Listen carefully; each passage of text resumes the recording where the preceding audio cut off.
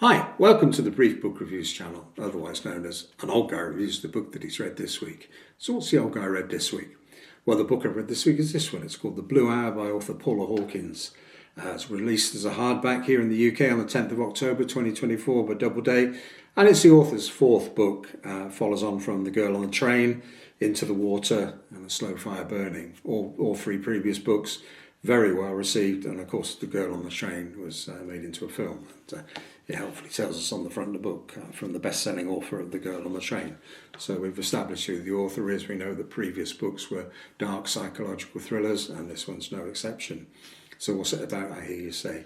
It's based on an island, the structure on the island. It's called Eris Island. It's off the border area of Scotland, and technically it's not an island because there's a causeway that connects Eris Island to the mainland.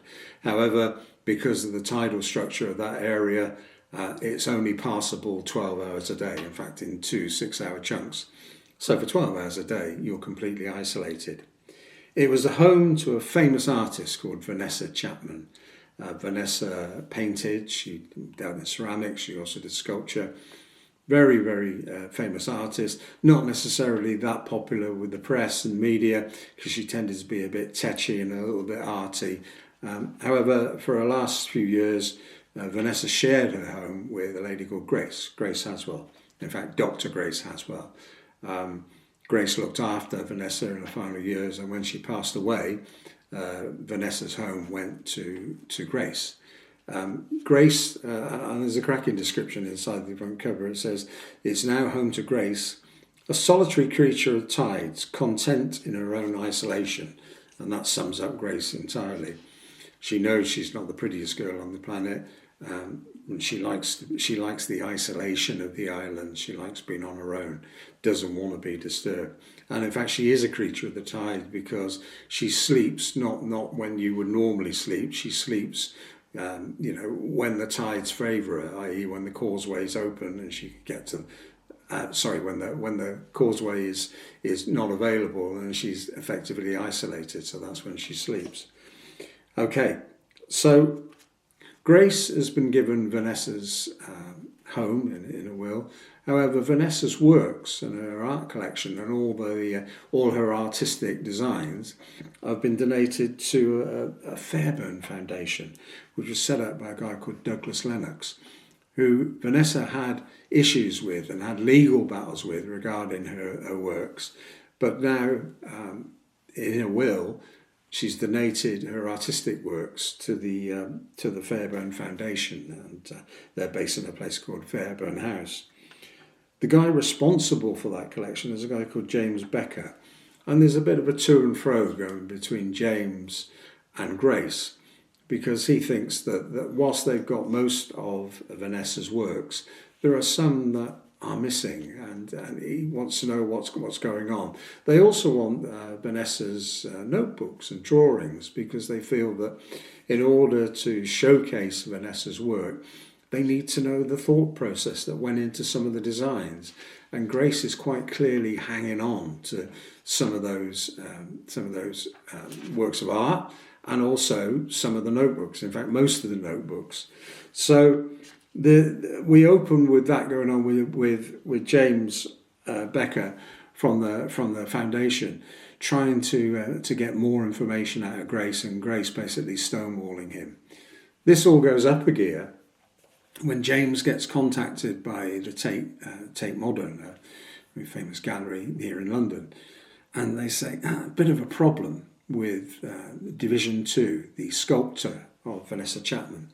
And he says, "Well, what do you mean, a bit of a problem? It's been to loads of galleries. Why? Yeah, we've had to withdraw it from the exhibition at the moment because we've had a query."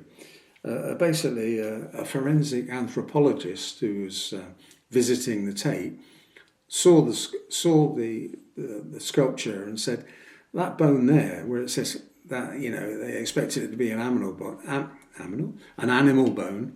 That's a human bone. I'm a forensic anthropologist. I know a human bone when I see them, and that's a human bone. And clearly they've had to withdraw the exhibit until they can get some sort of provenance on that bone and get it examined. James knows full well that Grace won't want to agree to, forensic analysis of that sculpture, because she regards that as part of Vanessa's work. So thus the tale unfolds, and James has to go and visit Grace on the lonely island of Eris, and it's conscious that there are some secrets within Eris, not least that Vanessa's husband, Julian Chapman, disappeared 20 years ago, never been seen since. And clearly, in the back of James' mind, it says, is this one of his bones? And thus the mystery unfolds. Clearly, there are some issues with Eris Island. There are some things that have gone on which aren't good, and it's holding a lot of secrets. So it's a very twisty, dark, psychological thriller as we work to find out what's going on Eris Island, and we have the relationship between Grace's previous relationship with Vanessa. We have James struggling with his own relationships at home and trying to get a handle on Grace and handle her so that he can be seen as an ally rather than an adversary. And it's a very, very good psychological thriller. The only thing that I would say is that it tends to drop off at the end. We're left hanging. There are certain parts of the mystery that are fulfilled and we understand what's going on, but there are a couple of things that are completely untold, and I just felt the ending was a bit soft. I don't know if it's a bit rushed, or maybe the author's just trying to prove that she's a master of a psychological thriller. Don't know. I mean, I enjoyed it. It was a good read. I just felt the ending fell off a bit. There are a couple of things that just simply aren't answered. Don't know why. I don't think it's suitable for a sequel. The story has been told, but there are a couple of things left up in the air that I felt maybe should have been addressed to complete the book. Having said that, it's a good read. It's only 310 pages, so I read it in two settings. So good psychological thriller. Clearly, the author's talented. It's very atmospheric. You read about Eris Island and you feel cold just reading it, because when they get the storm, that must be fairly bleak. And it's a really, really good some really good descriptive passages of the island and the isolation and how Grace feels about herself. And it's difficult to find empathy with Grace because she's not necessarily a nice person, but you're almost being pushed in that way to feel that way. So maybe that's the trick of a good psychological thriller. So I said, not a bad book. So I'd probably give it 6 out of 10. Well worth a read.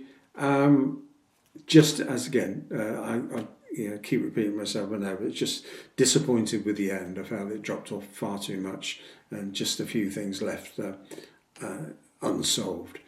But that's it for this week's brief book review. 10/10 till we do it again. Thanks for watching. Bye.